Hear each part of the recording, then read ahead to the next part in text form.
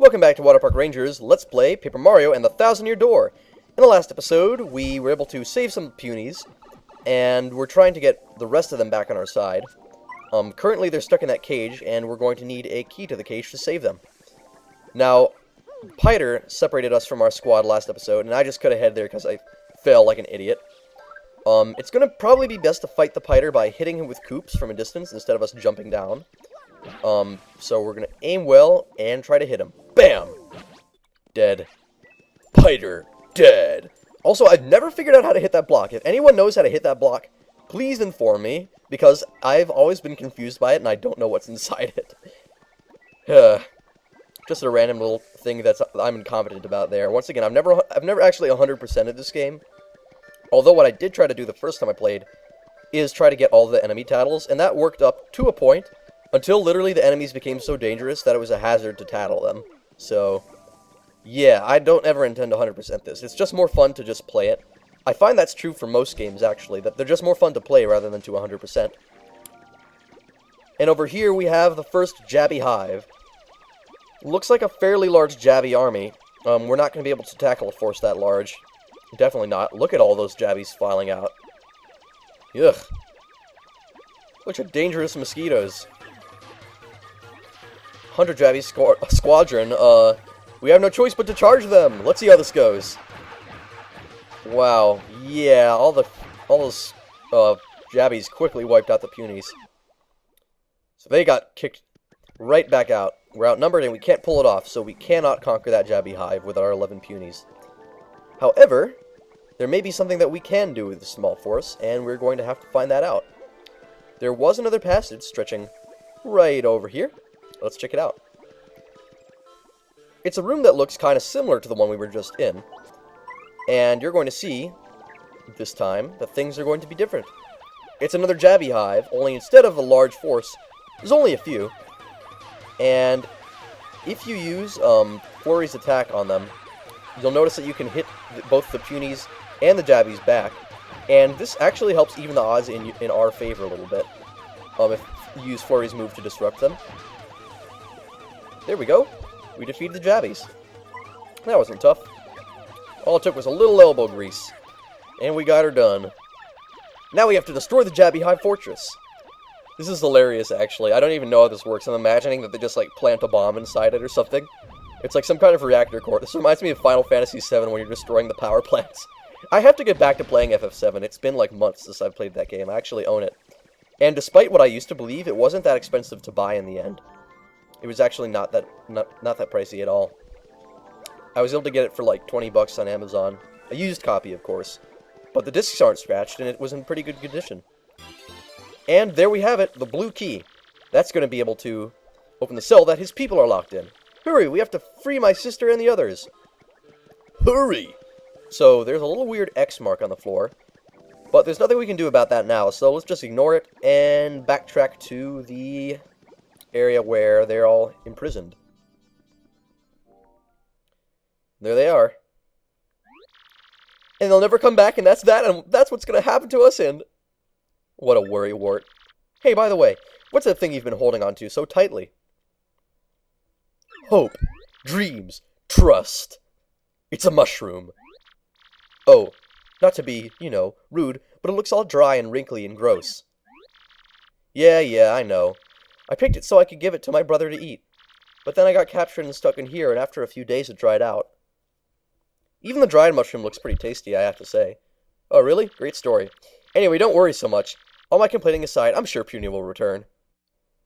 Kind of weird that he says that, considering that just like a minute ago, not even, he was saying how that we're never going to come back and that they're going to get eaten or something. I don't really like the Punies, and I think this is the only Mario game that they appear in. Unless you count like a cameo appearance in Super Paper Mario.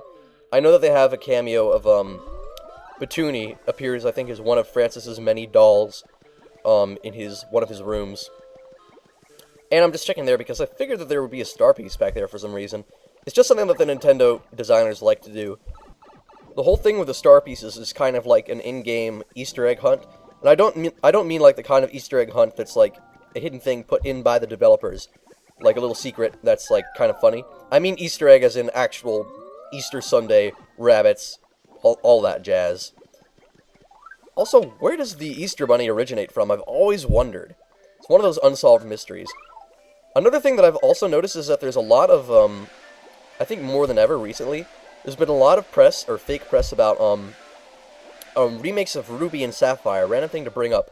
But I've been seeing this a lot. Remakes of Pokemon Ruby and Sapphire for the 3DS.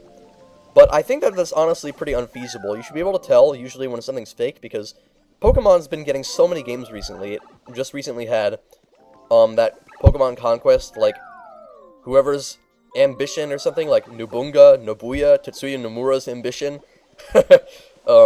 And they also are coming out with Black and White 2, so honestly I think that a new Pokemon game besides those two is, the idea of that is a little far-fetched, and you should be able to tell pretty easily that that shouldn't be coming out. And of course, as soon as I say this, real news about Pokemon Sapphire and Ruby 3DS is gonna immediately come out, so there you go. That's just the kind of franchise Pokemon is. It has like 5 games a year.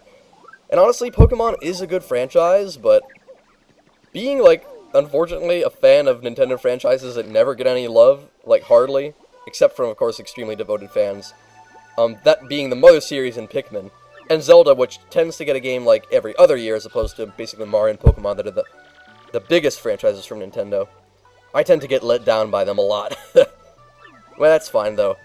That's why I've always said, you know, I'm not sure if it would be right to call me a Nintendo fan, because despite liking Zelda, Pikmin, and Mother are all technically Nintendo brands, and I also kind of like Pokemon.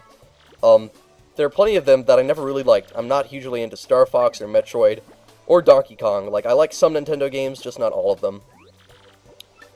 I guess they're a pretty good company, but to call them like a company that I'm like, oh, I think they're awesome, would be a lie. I think a lot of the stuff they do is really dumb, like with friend codes and their horrible treatment of online. And yeah, I could list more stuff, but I'm not going to, because there's no point in complaining when I'm playing a perfectly good game right here that has nothing to do with all the stupid shit that Nintendo's done over the years that I don't really care about. And now we have the full puny army, 101, which is in fact just one more than you're allowed to have in Pikmin. Paper Mario 1000 Year Door can certainly support a lot of on-screen action from a lot of small characters. And I guess that's partially what they were doing with this game, is it's testing the power of the GameCube to have a whole lot of characters on screen.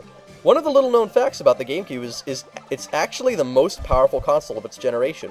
It's got more power than the Xbox and the PS2, for sure. Not combined, per se. It's just more powerful than either of those systems individually. It's very easy to tell. If you play enough GameCube games, you can tell. Especially ones that were made for the system exclusively. Down we go. Now that we have the massive puny army, we're definitely going to be able to access all kinds of wicked secrets that we couldn't access before. Unlike Lumos in Harry Potter and the Chamber of Secrets, that always let me down because you couldn't use it to get through those, anything else other than those special treasure chests. One thing that I don't know if I mentioned during my original LP of Chamber of Secrets, but I'm going to mention now, and I think I might have mentioned it and just forgotten, is that in the Great Hall, like the first big room of Hogwarts Castle, and yeah, look at that bubble beam. That's crazy awesome. That looks awesome. All those bubbles. I love bubbles. They're so much fun. I got sidetracked. In the Great Hall, there is this one room, which is kind of located in an alcove, and I think there's like a GBA link-up area somewhere around there, but nearby it is a door which has signs on it that says, there's a bunch of locks in it, and a sign that says, keep out. And it's got a lot of more detail put onto that door than any of the other doors in the game. And it says locked like the others, but for some reason it seems like you should be able to go back there. And I've heard rumors like there's a hidden dungeon back there or something, and you fight the other one of Malfoy's minions. I know that in the restricted section you fight either Crab or Goyle, I forget which one, and you end up fighting the other one of his minions in this supposed hidden dungeon, if you're able to do it properly and somehow find a way to get through to that room. I've also heard that there's a way to access Gringotts using the GBA link-up cable, and once you get inside Gringotts, there's a bunch of spare hidden wizard cards or something, including one of yourself. And I believe there's also one mention of a hidden Lord Voldemort wizard card somewhere in the game. But I never really found a way to get that either, so if you have any information on any of the secret stuff from Chamber of Secrets, feel free to share some information so that I could potentially go back and add it onto my old LP. And have like a bonus episode of Chamber of Secrets called Let's Find Super Hidden Triforce related content in Harry Potter and the Chamber of Secrets. And now you can clearly see that with our massive puny army, We decimated the Jabby squad, I think. I think we've won. Yeah, looks like we won. We beat them. We KO'd every last Jabby here.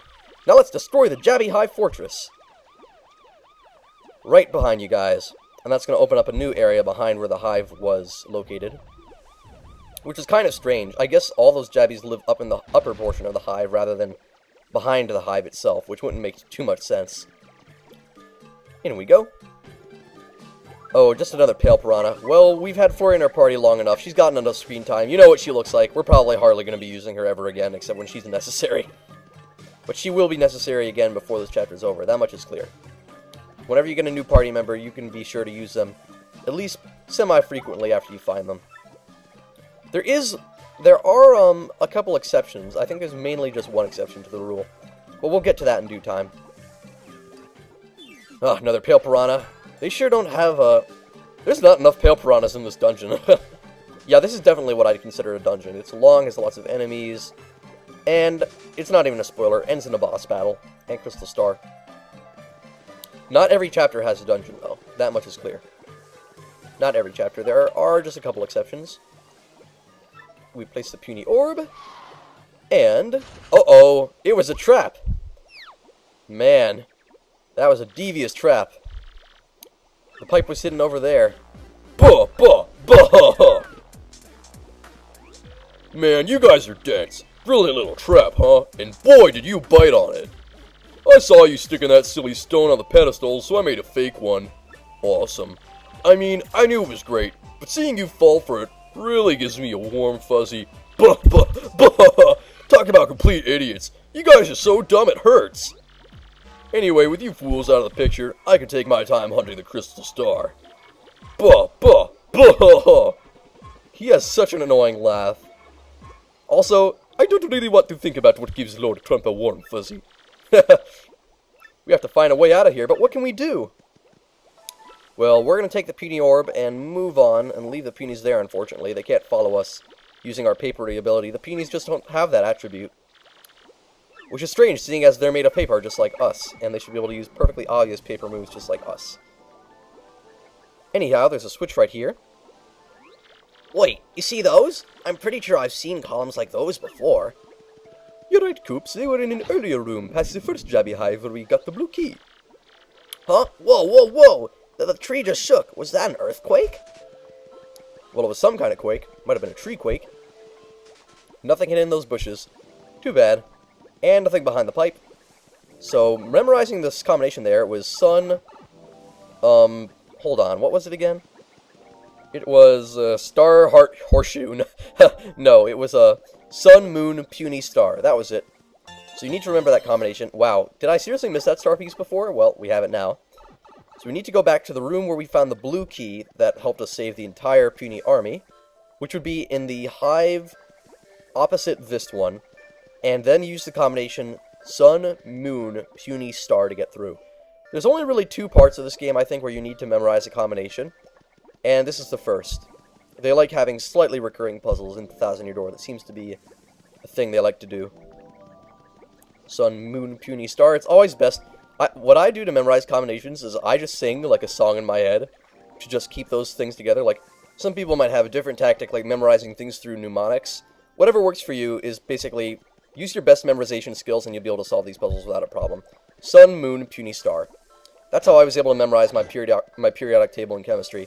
But then again, my memory system kind of sucks anyway, so I did horrible in chemistry. I think that anyone who took chemistry with me can easily attest to the fact that I am perhaps the worst chemistry student that there will ever be. Anyway, we've lined it up so that now it says sun, moon, puny, star. Very cool little puzzle right there. Also, that little thing, that earthquake, is what caused these buttons to appear, and we're ready to go in there. Next episode. See you then.